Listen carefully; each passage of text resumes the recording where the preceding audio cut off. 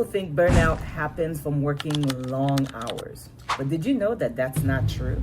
Burnout happens because your business has leaks. Leaks in your system, leaks in your team, and leaks in your profits. In this video, I'll share with you how I discovered those leaks in my own business, how I plugged them, and why I created the CEO of You to help entrepreneurs like you build businesses that are both profitable and burnout free.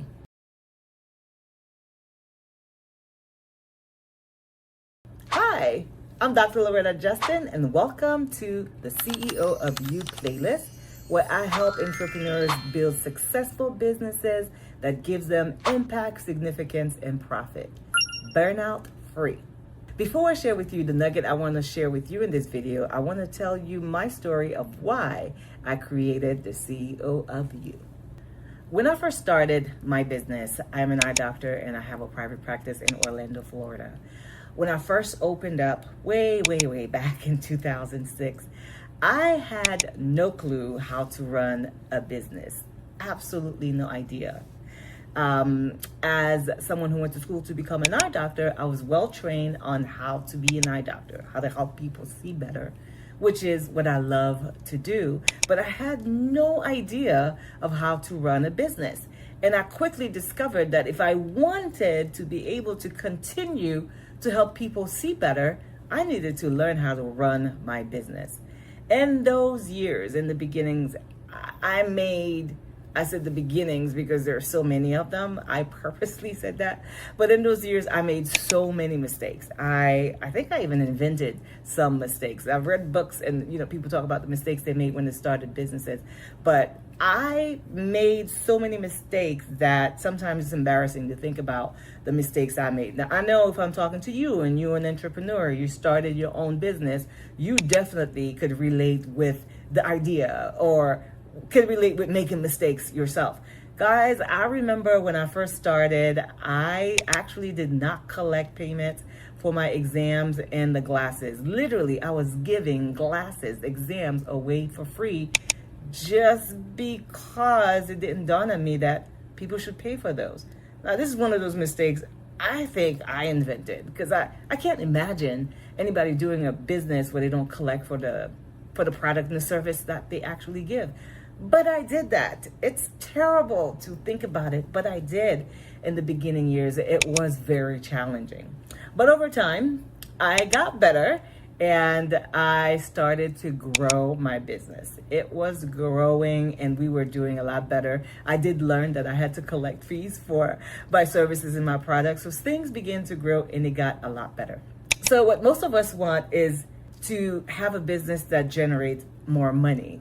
Whenever I talk to business owners, whether they be in healthcare or in other industries, one of the number one requests or desire that they have is, I want to make more money. If I could only make more money. We need to make more money. We got to generate more revenue. And that's typically the number one desire of a lot of the business owners that I talk to, even those that I have had the privilege of coaching myself. It's, if I could only make more money.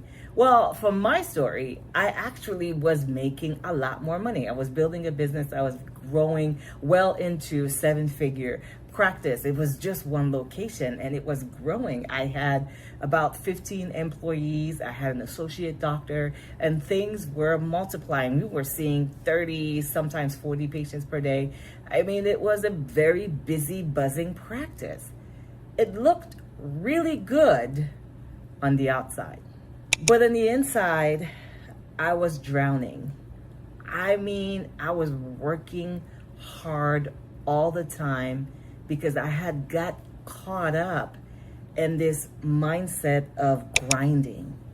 I now call this exhaustion economy, where you have to constantly be giving and giving of yourself because your business is always taking and taking more from you.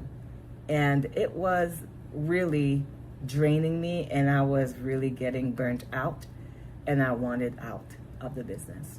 I actually made plans to leave my practice because of the burnout that I experienced. And I thought I was burned out because I was working so hard. And then I discovered it wasn't the amount of work that was burning me out. It was the amount of leaks that were in my business. I realized that my business was controlling me. I had the title of CEO. And, for those of us who are entrepreneurs or people who are in business, when you say, I am the CEO of my business, it's something we say with a lot of pride. And I had the title of CEO of my business. But honestly, my business was the CEO of me. I wasn't the CEO of my business. And I realized my business was running me. I was not running my business at all. And in order for things to change, I knew that I had to first become the CEO of my life if I wanted my business to change. And that's where the concept of the CEO of you was born. The idea that if you want your business to work, if you want to create the life that you dream of, you have to become the CEO of that life. There are 3 steps that I discovered in the CEO of You journey that really helped me create the practice that I now love and has given so much more to me than I could ever imagine. The first step that I knew I needed to have was to create a winning mindset. I had to change the way I was seeing and thinking about my business, the world, and myself. That was extremely important. So I had to create a winning mindset.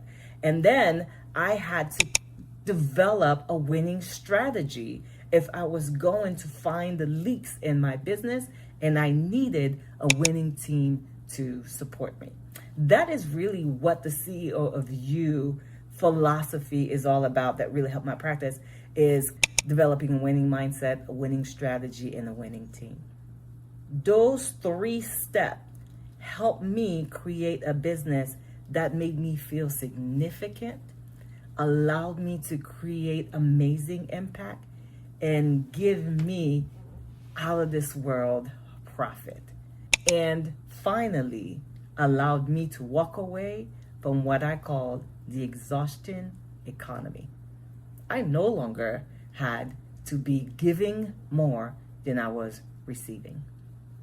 After I applied the 3 steps of the CEO of You in my practice, my life completely changed. I'm talking about 180 degrees.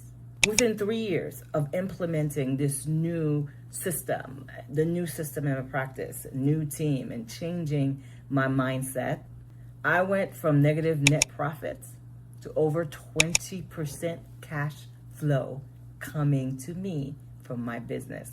We'll talk about that in the playlist. I downsized my staff as well from 15 to 5.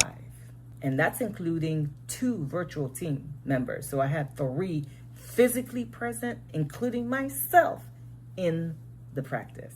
And even with the reduced staff, I am still increasing gross revenue by 20% every year. Amazing. And there's more. I cut down my hours, cut down the number of patients, and learned how to make more money with a lot less. Do you know how I did that? I figured out how to plug those leaks. And here's one leak I'm going to share with you as part of the nugget that I want to give to you in this video. That if you're going to look at your practice, there are certain leaks you want to be looking at to see where you are in this process. But here's one that I want to share with you right now. The first thing I would like for you to start with is this simple metric: your owner take home amount. I'm talking about how much comes to you as the owner of the business or the practice. For this example that I'm going to give to you, I'm going to use the healthcare practice because that is my experience. I am in the field of healthcare as an eye doctor. So I'm going to use an example from healthcare. But you can use this example regardless of what industry you're in. It will work for you too. In most healthy healthcare practices, you should be paying yourself 30% of what's left after you pay your cost of goods, which is your net revenue. So if your practice generates $750,000 in gross revenue, which is your top number, right? And then you have cost of goods of about $150,000. That will be lab fees and various fees that are required for you to run the business and serve your patients. So after your cost of goods, you would have $600,000 left as your net revenue. Now, you should be getting 30% of that $600,000, which is $180,000. So if your practice or your healthcare business is making $750,000 and your cost of good is $150,000, you should be bringing home $180,000 minimum. If that's not happening or you're nowhere near that, then there are leaks in your business.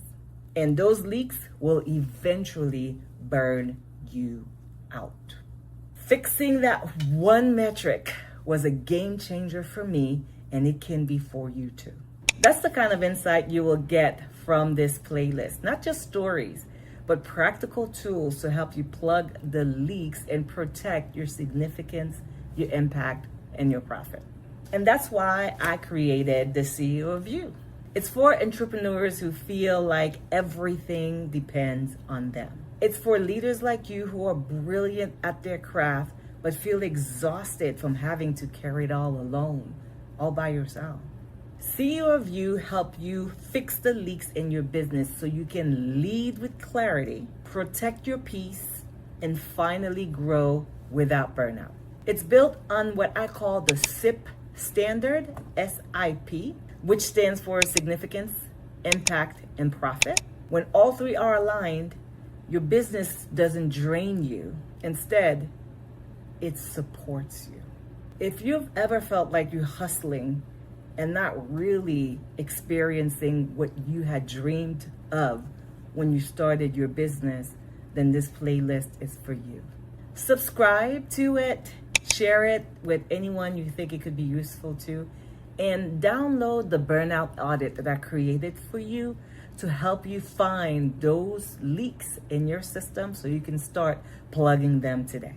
So that's why I created the CEO of You, and that is one of the metrics that really helped me in my business. I hope that you enjoyed this video, and until next time, remember that you have the power to change your life and your business. My job is to give you insight and tools so you can make it happen. Until next time.